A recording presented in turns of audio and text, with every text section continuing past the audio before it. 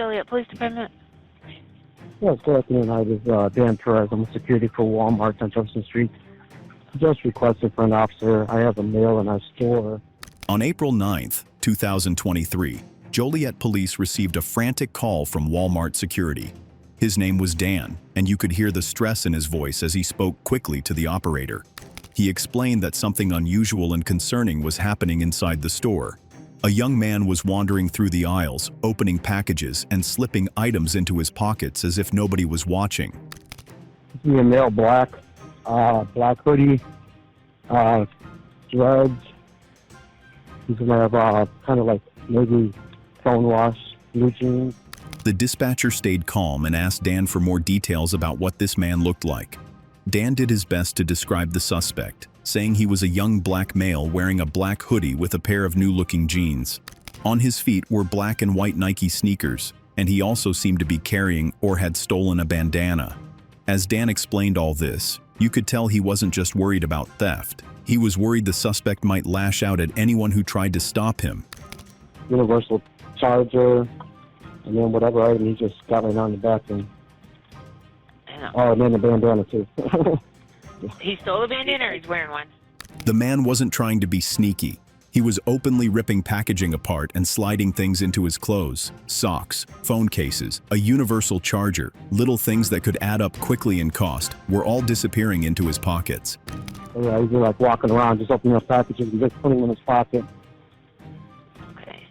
He got some, I think some socks too that he stuck down his pants.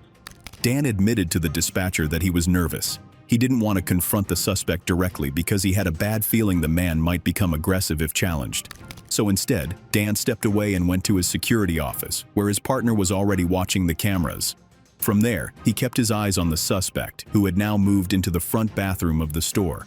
Like he was like stopping it, so I know like this guy's gonna be really probably aggressive. So Okay. I'm just gonna get to my office real quick because I got my partner watching on my camera. The operator reassured Dan that officers were already on the way, but the way Dan described the man's behavior painted a picture of someone who was unpredictable and possibly dangerous. He's got two on the way over to you. Okay, no problem. All right. I'm gonna go use another phone restroom. So. The officers arrived quickly at the Walmart, already prepared for trouble after hearing the security guard's warning. As they stepped inside, their eyes locked on the suspect almost instantly. He stood near the front of the store, shifting nervously, his hands jammed deep into his hoodie pockets. The way he carried himself, restless and defensive, told them this wouldn't be a smooth encounter. Come here, buddy. Not bad. What are you doing? Nothing. All right. Keep your hands out of your pockets for me. Keep your hands out to your side. What have you been doing? You been stuffing stuff in your pockets? No lie. The officers began their inspection, looking him over carefully. He tried to appear calm, but the tension in his body was obvious. His movements were sluggish, and he avoided direct eye contact as they pressed him. When the officers reached into his pockets, they immediately found store merchandise still sealed and tagged. First it was socks, then a belt, then more items. Each discovery confirmed what the security cameras had already shown. You break stuff open and put them in your pockets. Break what open? Well, what do you got in your pockets right here? You got anything that's gonna poke me or anything? No. What's this? You got socks. The young man looked caught, but instead of admitting anything, his face hardened, and his attitude grew bolder, as though he believed he could bluff his way through. What else you got? What about this belt? Why does it still got the tag on it? No, that comes with the tag. It comes with the tag? You're supposed to take, you don't take the tag off? No, that don't come off. Okay. As the search continued, more goods appeared. Phone cases, chargers, and even a bandana. With each item pulled out, the story of what he had been doing inside the store became clearer. He wasn't hiding food or necessities. These were electronics and accessories that had no excuse for being stuffed into his clothing. Because I know the truth. And here's the other thing. There's cameras literally every square inch of this freaking place. So they've been watching you from the time you walked in the store and how you've been walking around and stuffing stuff in your pocket. His body language shifted between irritation and arrogance. Sometimes he seemed almost casual, like it was no big deal. But the slight tremor in his hands showed the nervousness bubbling underneath. I ain't got no switch on me, but I don't know.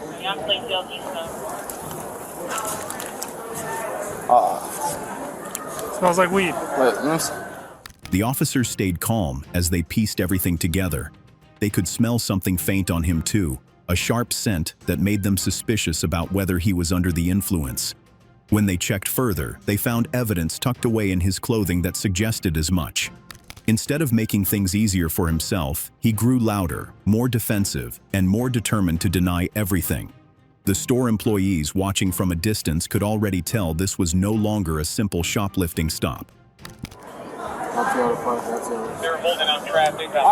No, I bought that. Hey, I bought that. Check it out. Check out the packages in the office.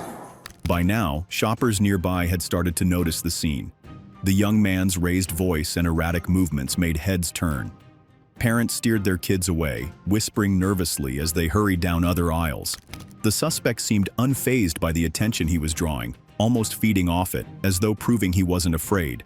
But in reality, the more he resisted, the deeper the hole he was digging for himself. I told you what we're gonna do. We're I gonna know check that. you in the office. I know that, but Okay, but you need to calm down. Okay, No, we're trying not to make it too big of a scene here. The officers knew what they had to do. The situation couldn't be handled out in the open anymore, not with the suspect's attitude and the eyes of dozens of shoppers fixed on them. They decided to move him to a more private space, where they could continue their investigation without the distraction of a growing audience. What began as a straightforward theft call was already shifting into something much bigger, and the real storm had yet to hit. Oh, did you have it today? yeah, I just had it. Alright, take a seat. Let's go. Take a seat. This is my charger right here, right? Huh? Looks like it. Once inside the security office, the teenager's behavior became even more telling. He slouched in his chair, shifting constantly, trying to look relaxed while his eyes darted around the room. The officers could see it written all over him. He was nervous, but determined not to admit anything. Instead of cooperating, he carried himself with the same arrogant confidence that he had shown on the shop floor, acting as if he was in control of the situation. I'll do No, it. you're good, man. Just No, take a nigga, seat. that's gay as hell, It's fool. not gay, dude. Relax. It is gay, fool. Relax. Stop touching my dick, No bro. one's touching your dick, bro. Bro, We're all back men the fuck- here. The officers laid out the evidence piece by piece. Every item taken from his pockets was placed on the table. The socks, the belt with the tag still attached, the phone cases, the charger, and the bandana. It was a small pile, but enough to prove exactly what he had been doing. You don't have to do this. Maybe you should know my motherfucking situation. You bitch ass. So watch yourself, or else I'll take you to jail. Most people, when confronted with undeniable proof, eventually admit the truth. But this young man doubled down. He insisted that everything was his, that nothing was stolen, and that he had done nothing wrong. His stubbornness only made things worse for him. Yeah, So we shouldn't be doing that stuff. but I don't break the law just for no reason. I break the law to. Well, the stuff you took is not stuff that people need. It quickly became clear that he wasn't going to stop at just denying the theft. He started offering false details about himself, even giving fake names in a desperate attempt to confuse the officers.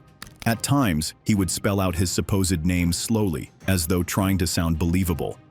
But the officers already had access to records that didn't match anything he was saying. Some socks, yeah. Yeah, which I don't got.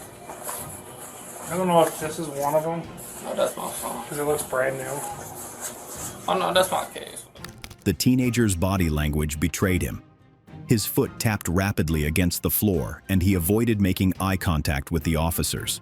He rubbed his hands together nervously, then suddenly leaned back in his chair as if he was completely unbothered. K-H-D-E-M. K-A-H what? D-E-M. D-E-M? E-M. E what?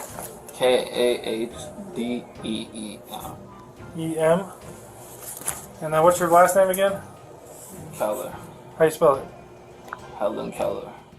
The cameras inside the Walmart had already recorded everything he did, from breaking into security packaging to slipping items into his clothes. What else you got? You got a bunch of socks in your pants still?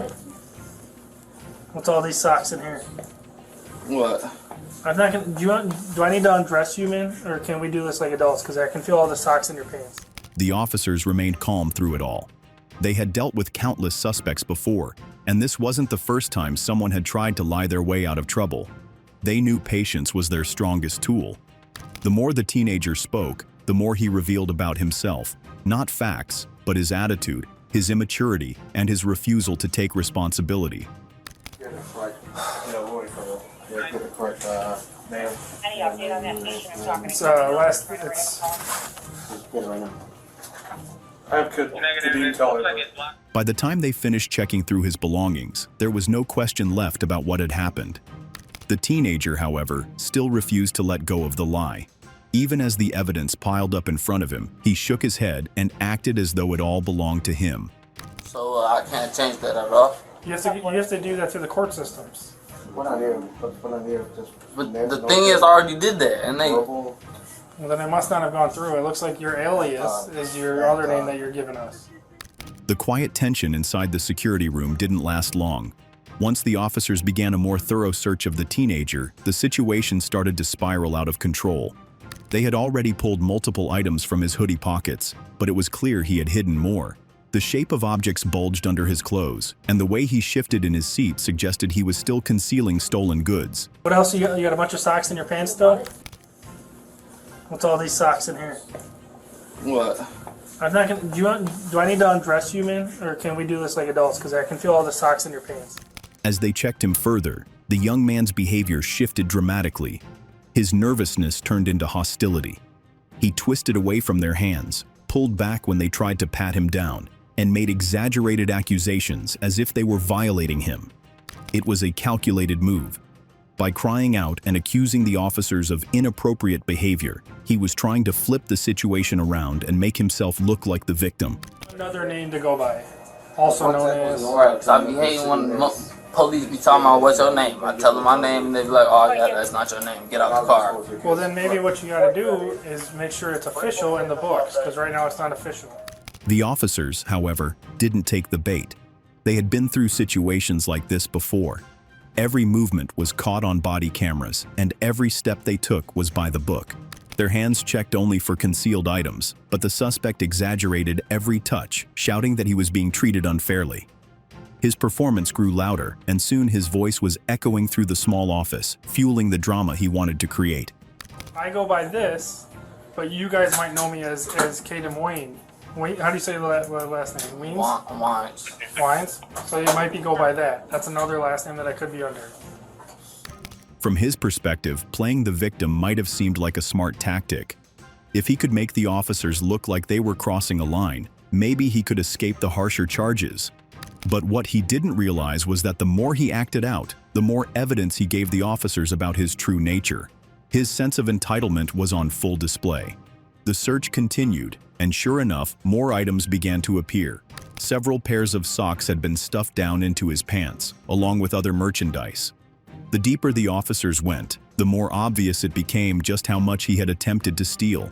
The stolen items weren't necessities like food or water. They were accessories, chargers, and clothing items that he wanted but didn't want to pay for. Each time something new was uncovered, the teenager grew louder and more aggressive. He thrashed in his seat, insulted the officers, and claimed that they were out to humiliate him. The officers stayed composed, speaking to him firmly but never raising their voices. The accusations didn't stop. Each time they reached for another pocket or pulled at his waistband to remove hidden socks, he screamed that they were crossing boundaries. But the cameras were rolling, capturing the truth of the situation. The officers weren't angry or aggressive. They were simply doing their job. Come on. Hold on. 13, I have your issues with that. By now, his outbursts had crossed the line from denial to pure hostility. His face twisted with rage, and his body stiffened as he tried to resist the officers' movements. Can we do this like adults? Because I can feel all the socks in your pants. So I didn't even feel that shit. I need to get unhooked to help y'all. Shit. Why do you have stuff down here? The search finally revealed enough stolen items to confirm without doubt that he had been shoplifting extensively. But the real drama wasn't about the merchandise anymore. It was about how the suspect had chosen to react. Instead of staying calm and accepting responsibility, he had turned a routine theft into a full-scale confrontation, fueled by lies and false accusations. Hold on. 13, I have your issues with that. Once he was finally pinned and under control, the officers prepared to move him to the patrol car. But the damage had already been done. What started as a call for shoplifting was now a case of aggravated battery against a peace officer, a charge that would follow him long after the stolen socks and phone cases were forgotten. His decision to lash out physically had sealed his fate. I'm on 10.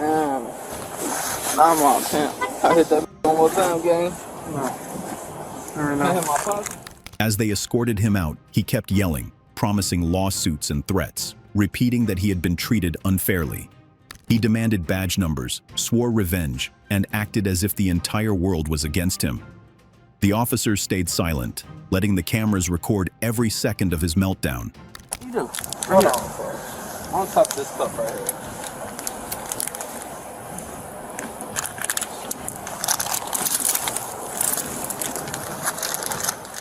At the patrol car, things grew even more chaotic. Before being placed inside, officers had to search him once again, ensuring he wasn't hiding anything that could be dangerous or used to escape. The moment they began, his anger flared up all over again. He twisted his legs, refused to cooperate, and hurled more accusations. I'm gonna dig down my pants, bro. Hell the flex. Bro, do not dig down my pants. Do not dig down my pants. Do you want to get another charge? Do not dig down my pants. Finally, with effort, they managed to secure him in the back of the vehicle. The teenager slumped into the seat, but even then, he didn't stay quiet. From the back seat, his voice rose again and again, promising lawsuits, swearing he would ruin the officers' careers, and insisting that he was being treated unfairly. Do not dig in my pants. You got shit in your fucking pants. I will get it. That's not what we do. Get the fuck off of me, you chest. Calm down. No, I will grab it for your ass. No. No. You need to act like a damn adult right now. The ride to the station was filled with his outbursts. Every few minutes he would shift, kick at the divider, or yell insults. The officers ignored him, focusing on getting him safely to the jail. No one's grabbing You your grabbing dick. in my ass. Calm down, show No. respect. No, I can't show respect when you grab my ass. No one's My grabbing. nigga. Where's my fucking phone at? At the Joliet Police Department, the booking process began. The teenager still tried to carry on his act, but it had lost some of its energy. Surrounded by officers, paperwork, and procedure, his performance didn't have the same effect. The evidence was logged, the stolen items photographed, and the charges finalized. Hey, get these niggas that arrested me. Why do you want to keep playing games, dude? Nigga, get the fuck off of me. Now you got a felony. Now you got. Go hit my camera. Sit up. Well, you just kicked me. So what do you expect Because you me to keep do? on trying to stick your ass up my ass. No one was doing that. We were sitting you in the car like a goddamn man. The final charges against him were clear: retail theft and aggravated battery of a peace officer. The kick he delivered in anger had added a felony to his record, something that would follow him for years. His attempt to lie, manipulate, and accuse had done nothing to change the outcome. The body cameras showed the truth. The officers had remained professional, calm, and controlled, while he had turned a manageable situation into a disaster. Goofy ass nigga, fuck you nigga. Yep. I hope you ass die in hell. Well, that's nice. I told you, you show me respect, dude. That's all you have to do. I showed you respect till you try to stick a finger on my ass. Motherfuckers. Cool. Sector 32, 43. Good. Ow. As the booking was completed, the officers reflected on how quickly things had spiraled. What could have ended with a citation or a court date had turned into an arrest that would leave a permanent mark on an 18-year-old's life. What do you think?